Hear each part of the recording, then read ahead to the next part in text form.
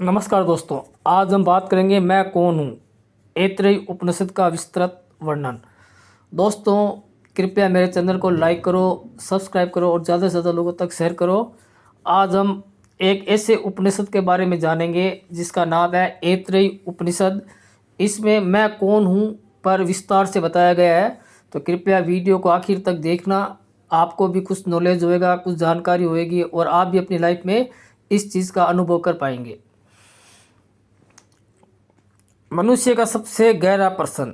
हर इंसान जीवन में कभी न कभी ये प्रश्न करता है, मैं कौन हूँ।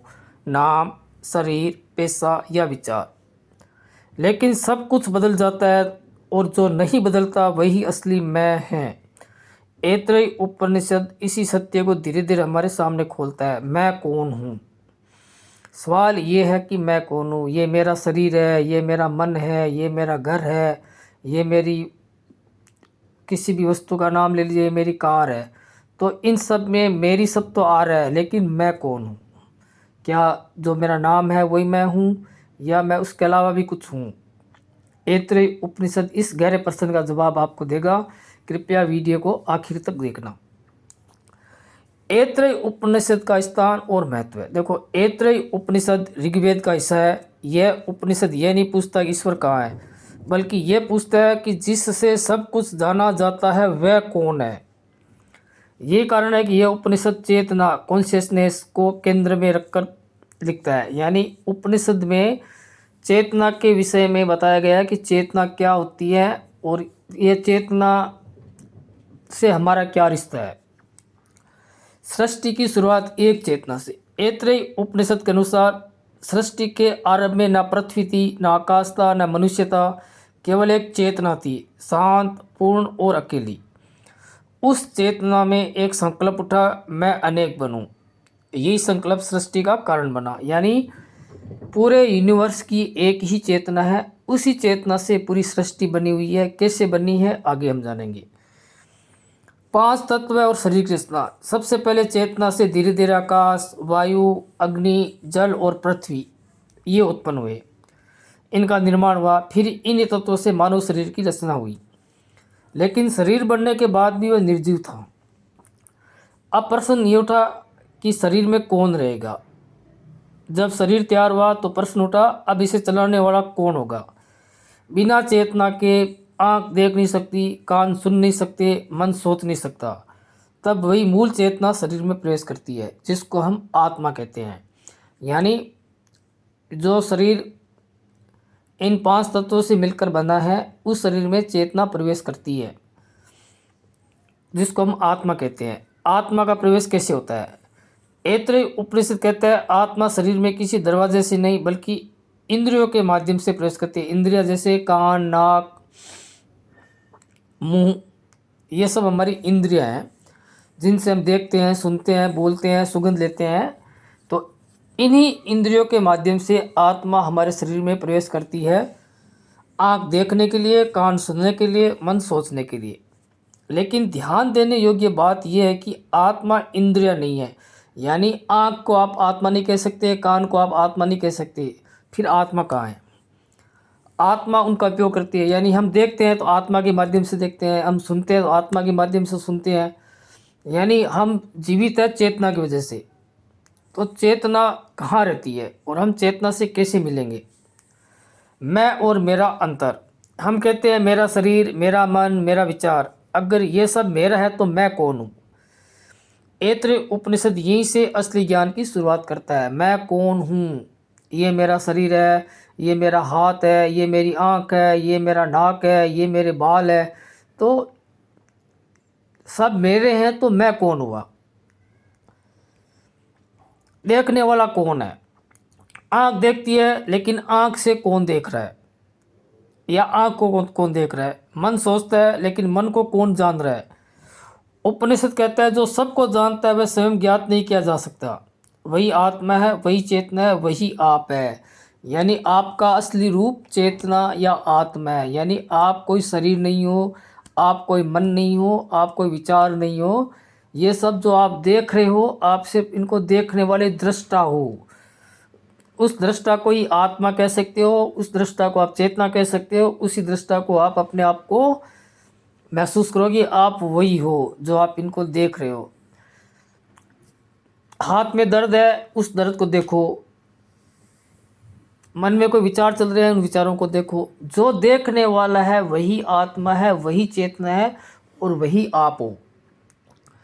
दैनिक जीवन से गहरा उदाहरण, हम सपना देखते हैं, सपने में शरीर अलग होता है, दुनिया अलग होती है, लेकिन जागने पर आप कहते हैं मैंने सपना देखा। तो बताइए सपना किसने देखा? होता है ना, अपन लोगों को यही बोलते हैं कि कल रात मैंने सपना देखा। तो सपना किसने देखा? जिसने सपना देखा वही आप थे। इसी तरह जागृत अवस्था में भी एक अनुभव मात्र है। जिस तरह हम सपना देखते हैं वैसे हमें अपने रियल जीवन में भी एक सपने की तरह ही देखना है, क्योंकि संसार हमारे लिए एक सपना है। एक दिन हमने जन्म लिया था, एक दिन हमारी मृत्यु होगी। तो ये बीच का जो भी घटनाक्रम है वो एक सपने की तरह, दुख आएंगे, सुख आएंगे, पैसा आएगा, पैसा जाएगा, ये सब चलते रहेंगे। लेकिन आप सिर्फ दर्शक हो, आप सिर्फ देखने वाले हो। इन वस्तुओं से आपका लेना देना कुछ भी नहीं है। ना तो आप कुछ लेके आए हो, ना ही कुछ लेके जाओगे। आत्मा आपके साथ आई थी, यही आत्मा आपके साथ वापस जाएगी। इसके अलावा इस पृथ्वी पर आपने जो कर्म किए हैं, उन कर्म के, अगर आपने अच्छे कर्म किए हैं तो आपका अगला जन्म अच्छा रहेगा। अगर आपने बुरे कर्म किए हैं तो अगला जन्म उसी हिसाब से आपको मिलेगा, क्योंकि आत्मा ने वो सब देखा है जो आपने किया। बोलते हैं भगवान देख रहे हैं। भगवान देख रहे हैं मतलब आपकी आत्मा सब कुछ देख रही है, वो सिर्फ दर्शक है। आप पाप कर रहे हो, पुण्य कर रहे हो, उस आत्मा को इस चीज़ से कोई मतलब नहीं है। आप जो कर रहे हो वो उसी का रिजल्ट आपको देगी। वो बिल्कुल दर्शक है और वो दर्शक आप खुद हैं। यानी आप ही देख रहे हो कि आपको ही पता है आप पाप कर रहे हो, आपको ही पता है आप पुण्य कर रहे हो, आपको ही पता है आप झूठ बोल रहे हो। तो आपको पता है तो आपका संबंध आत्मा से, आत्मा का संबंध पूरे ब्रह्मांड से है। तो आप अपने आप को झूठा साबित कैसे कर सकते हो? दुख का मूल कारण, हम खुद को शरीर और मन मान लेते हैं। शरीर बुढ़ा होता है, दुख। मन परेशान होता है, दुख। विचार नकारात्मक होते हैं, दुख। लेकिन आत्मा इन सब से अप्रभावित रहती है। आपको दुख आवे, सुख आवे, आत्मा को इस चीज़ से कोई फ़र्क नहीं पड़ता। वो सिर्फ देखती है, वो दुख को भी देखती है, सुख को भी देखती है, आपके झूठ बोलने को देखती है। आप अगर चोरी करते हो तो आपकी चोरी को भी देखती है। यानी आप जो भी कर्म करते हो आत्मा उसकी गवाही है। आत्मा को सब पता है कि आपने जीवन में कौन कौन से पाप किए हैं, कौन कौन से पुण्य किए हैं।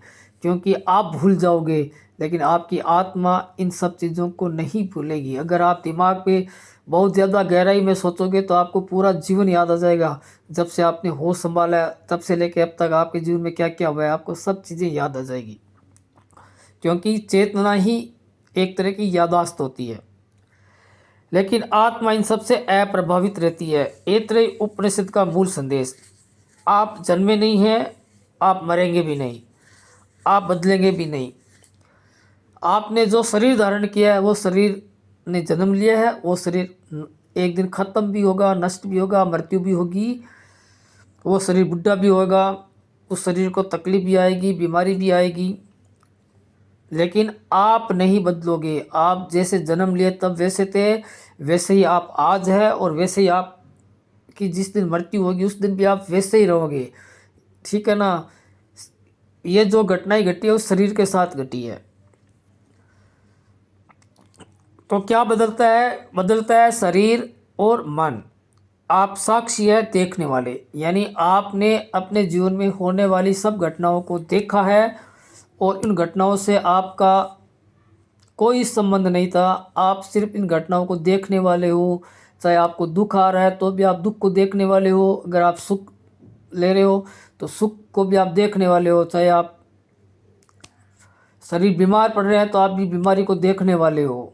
यानी आपका और आपके शरीर के बीच में यही संबंध है कि जिस शरीर में आप रह रहे हो उस शरीर की हर प्रतिक्रिया, क्रिया जो भी है, आप उसको सिर्फ देखने वाले दर्शक हो। ये शरीर आपका नहीं है। ये शरीर जिस चीज़ से बना है एक दिन उसी चीज़ में वापस मिल जाएगा। आप जैसे थे वैसे हैं और आगे भी वैसे ही रहेंगे। आत्मा फिर से नया जन्म लेगी, फिर आपके साथ फिर एक नया अध्याय शुरू हो जाएगा। आत्म अनुभूति की सरल साधना, रोज 5 मिनट करें, शांति से बैठे, आंख बंद करें, विचार आएंगे आने दो और उन्हें देखने की प्रक्रिया करें। जो भी आपके मन में विचार चल रहे हैं, आप उन विचारों को सिर्फ देखने की कोशिश करो, बस देखो। और अपने आप से पूछे कि विचार किससे देख रहा है, ये विचार को कौन देख रहा है। जब आप इन विचारों को देखोगे तो आपको धीरे धीरे अनुभव हो जाएगा कि आपकी चेतना इन विचारों को देख रही है और चेतना और आप एक ही हो। धीरे धीरे उत्तर शब्दों में नहीं, अनुभव में मिलेगा। जीवन में इसका प्रभाव, अब यह समझ आ सकती है कि मैं चेतना हूँ तो डर कम हो जाएगा, मृत्यु का भय खत्म हो जाएगा और जीवन हल्का रहेगा। जीवन में किसी तरह का तनाव नहीं रहेगा। अब आपको पता है आपके सामने कोई मुसीबत आ भी रही है तो आपको पता है मुसीबत में आप अकेले नहीं हो, आपके साथ ब्रह्मांड की वो शक्ति है जो इन समस्याओं को चुटकी में हल कर सकती है। तो इसलिए अपने आप पे विश्वास करो, प्रकृति पे विश्वास करो और अपने उपनिषदों पे जो लिखा गया है उन बातों पे विश्वास करो और आज से अपने जीवन को बदलने की कोशिश कीजिए। अपने विचारों को देखने की कोशिश कीजिए। जीवन में जो भी चल रहा है उसको सिर्फ देखने की कोशिश कीजिए। कौन आपके साथ अच्छा व्यवहार कर रहा है, कौन बुरा व्यवहार कर रहा है, सिर्फ देखने की कोशिश करो। गुस्सा बिल्कुल भी मत करो। तो धीरे धीरे आपका भी मन चेतना से चलने लग जाएगा। फिर आपके मन के विचार आपको तकलीफ नहीं देंगे। समापन, ऐतरेय उपनिषद हमें यह नहीं सिखाता कि कुछ नया बनो, यह सिखाता है कि जो हो उसे पहचानो। आप वही चेतना है जिससे पूरा संसार प्रकाशित है। तो दोस्तों, ये ऐतरेय उपनिषद का सार आपको कैसा लगा कृपया कमेंट में ज़रूर बताना। मेरे चैनल को लाइक करना, सब्सक्राइब करना और ज़्यादा से ज़्यादा लोगों तक शेयर करना, ताकि हर आदमी को हमारे ग्रंथों का, हमारे धार्मिक ग्रंथ जो भी है उनका अनुभव, उनका पता चले कि उन ग्रंथों में क्या लिखा हुआ है। और ये सब हमारे शरीर, मन और चेतना पे लिखे गए ग्रंथ हैं। तो हमारे दिमाग में तभी विश्वास आएगा जब हम चीज़ों को बार बार सुनेंगे और बार बार करने की कोशिश करेंगे, तभी हमें हमारे धार्मिक ग्रंथ सत्य लगेंगे और हम अपने जीवन में इनका अनुभव करेंगे। धन्यवाद दोस्तों।